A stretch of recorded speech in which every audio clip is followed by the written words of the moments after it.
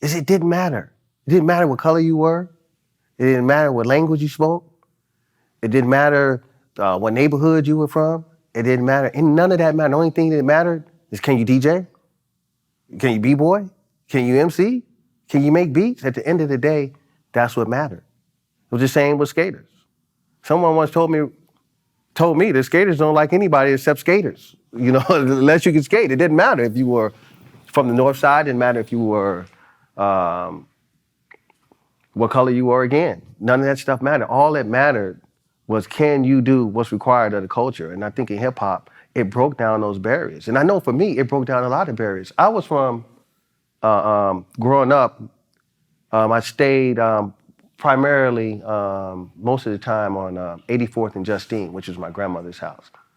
That was one gang territory. Ashlyn was a great divide. When I got tired of b-boying where everybody that was on that side of Ashlyn, I got on my bike and I went on the other side of Ashlyn. So a lot of people wouldn't do that.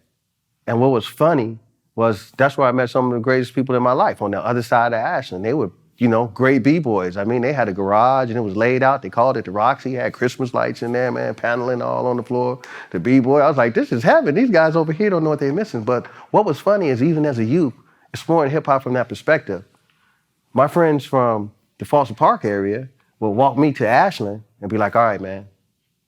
And I would cross Ashlyn and go over there and b-boy with them. And then some of my friends from there would come this way and walk me to this side of Ashlyn and be like, all right, man. But if they weren't hip hop, they really didn't cross.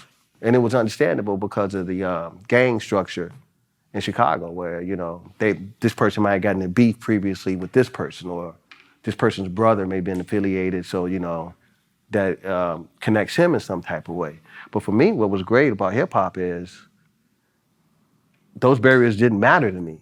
I went to wherever I wanted to go, as long as it was hip hop. And it was kind of accepted, because when people looked at me, when they looked at my personal brand, that's all they saw. They didn't see anything else. They didn't see like, oh, this dude is a gangbanger, blah, blah, blah. It's like, he's probably gonna go spin on his head somewhere, break dance, or he's gonna be skateboarding down the street. When they looked at me, that's what they saw. That's what protruded out of me.